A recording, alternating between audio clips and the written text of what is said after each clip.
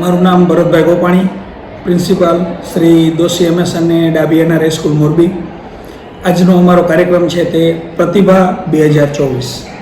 આજના અમારા કાર્યક્રમની અંદર વિવિધ 14 વિભાગો રાખેલા છે, જેમ કે ગણિત વિજ્ઞાન પ્રદર્શન, આપણા સ્થાપત્યો, સાહિત્ય આપણું, જેમાં વૈદિક સાહિત્યનો સમાવેશ થાય છે. આ વૈદિક સાહિત્યની અંદર વેદની સંહિતા, જેમાં વેદના મંત્રો છે જે સામાન્ય રીતે બજારમાં ઉપલબ્ધ નથી હોતું, તે અહીંયા તમને નિહાળવા મળશે. જુદા જુદા ઉપનિષદો, પુરાણો, એ બધા પુસ્તકો છે તે આપણે અહીંયા નિદર્શનમાં રાખેલા છે. ચલણી નાણું, જેમાં ભારતીય ચલણી નાણું, જે જૂનું પુરાણું છે, જે હાલમાં અત્યારે કરન્સી તરીકે અસ્તિત્વમાં નથી, એ બધું. પછી વિજ્ઞાન પ્રદર્શન છે, જેને બાળકો ભૂલી ગયા છે, એવી શેરી રમતોનો એક વિભાગ છે. વિદ્યાર્થીઓ સામાન્ય રીતે માટીના વાસણો તો જોવે છે ઘરમાં, પણ માટીના વાસણો બને કેવી રીતે એ જોતા નથી. તો એના માટે લાઈવ માટીના વાસણો કેમ બને છે એ માટીના વાસણ બનાવવા માટેનો ચાકડો છે, અને વિદ્યાર્થીઓ નિહાળીને ખૂબ રાજી થાય છે. એક વિભાગ અમારો છે અંધશ્રદ્ધા નિવારણ, જેમાં છે તો વિજ્ઞાનના સિદ્ધાંતો એની પાછળ, પણ જેને માણસો ખબર નથી તો એને અંધશ્રદ્ધા તરીકે જુએ છે. તો એવો એક અમારો વિભાગ છે. એક વિભાગ છે અમારો બેંક, જેની અંદર અમે લાઈવ બેંક બનાવેલી છે. વ્યક્તિ આવે તો બેંકમાં ખાતું ખોલવાથી માંડી અને તમામ પ્રકારની ઇન્ટરનેટ સુવિધા સહિતની માહિતી અને એનું લાઈવ ડેમોન્સ્ટ્રેશનનો એક વિભાગ રાખેલો છે. એનાથી આગળ જોઈશો તમે તો તરત જ ત્યાં તમને ચૂંટણી પ્રક્રિયા જોવા મળશે, જેમાં ખરેખર તમે મતદાન કેન્દ્રમાં ઊભા હોય અને તમે મત દો તો જે પ્રક્રિયામાંથી તમે પસાર થાવ છો તે આખી પ્રક્રિયામાંથી તમે પસાર થશો. પછી એક કારીગર અને તેમના સાધનોનો વિભાગ છે.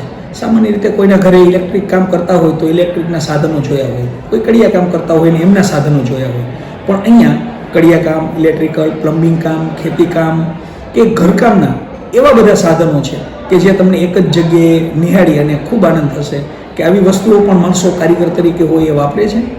તો આ બધા અમારા જુદા જુદા વિભાગો છે. અને સૌથી વિદ્યાર્થીઓને જે વિશેષ આનંદ થાય, 11-12ના કોમર્સના અમારા વિદ્યાર્થીઓ છે, તો જુદી જુદી સરકારની એવી કઈ સહાયકારી યોજનાઓ છે જે સામાન્ય પબ્લિક સુધી પહોંચે, એમનો એક વિભાગ રાખેલો છે. પછી 11-12 ધોરણના વિદ્યાર્થીઓ કોમર્સના હોય તો એમને આગળ જતાં પોતાના વ્યવસાયિક ક્ષેત્રને પસંદ કરે તો એના માટે અમે MSME, માઇક્રો, સ્મોલ અને મીડિયમ કેપ બિઝનેસ જે છે એની સમગ્ર મંજૂરી પ્રક્રિયા કેવી રીતે લેવામાં આવે છે, સિંગલ વિન્ડો સિસ્ટમ જે ભારત સરકાર દ્વારા છે, એનું તમને અહીંયા લાઈવ ડેમોન્સ્ટ્રેશન કરાવવામાં આવશે. તો આ રીતે અમારા જુદા જુદા 14 વિભાગો છે. એ 14 વિભાગોની અંદર અમે અમારો સમગ્ર કાર્યક્રમ છે તે આયોજન કરેલું છે. 7 થી 8 શાળાઓના વિદ્યાર્થીઓ મુલાકાત પણ લઈ ચૂક્યા છે, અને તમે બહાર જોશો ખૂબ જ વિદ્યાર્થીઓ ઉત્સાહપૂર્વક બધા માણે છે અને જાણે છે. અને સૌથી અગત્યનું અને વિદ્યાર્થીઓને પણ આનંદ થાય એવું અમારા વિદ્યાર્થીઓ દ્વારા સંચાલિત જુદા જુદા 8 ફૂડ કોર્ટ રાખેલા છે, જેની અંદર નાસ્તાની વિવિધ એકદમ હાઇજેનિક અને શુદ્ધ વસ્તુઓ છે તે પીરસવામાં આવે છે. અને આ બધું વિદ્યાર્થીઓ પોતાની જાતે સ્વયં સંચાલન કરે છે. જે વિદ્યાર્થીઓની પોતાની જે પ્રતિભા છે એને બહાર કાઢવા માટેનું અમે એક આ સરસ મજાનું આયોજન કરેલ છે. તો તમામ લોકોને આ પ્રદર્શન નિહાળવા માટે અમે શાળા પરિવાર વતી હાર્દિક આમંત્રણ પાઠવીએ છીએ. આ આજના પ્રતિભા 2024 કાર્યક્રમની અંદર અમારા શાળાના કુલ 618 વિદ્યાર્થીઓ છે, જેમાં 400થી વધુ વિદ્યાર્થીઓએ આ કાર્યક્રમમાં ભાગ લીધો છે. એ માટે દરેક વિદ્યાર્થીઓને ખૂબ ખૂબ અભિનંદન. અને સૌથી શ્રેષ્ઠ તો એમના માર્ગદર્શક શિક્ષકો પણ ખૂબ મહેનત લીધી છે, જેના કારણે અમારો આ કાર્યક્રમ દીપી ઉઠ્યો છે. અમારો કાર્યક્રમ પ્રતિભા 2024 ઘણા બધા મુલાકાતીઓ અને મહેમાનોએ જે નિહાળ્યો, તો બધાના પ્રતિભાવો એવા હતા કે તમે આ કાર્યક્રમ હજુ એક દિવસ લંબાવો, જેથી કરીને અમે જે અહીંયા આવીને જોઈને અભિભૂત થયા અને જે લોકો નથી માણી શક્યા એ લોકોને ખાસ આ અવસર મળે. તો પોઝિટિવ ન્યૂઝ મોરબીના માધ્યમથી અમે આપ સૌને અમારા કાર્યક્રમમાં જોવા માટે એક દિવસ વધારીએ છીએ અને બધાને આહવાન કરીએ છીએ કે આપ સૌ પધારો.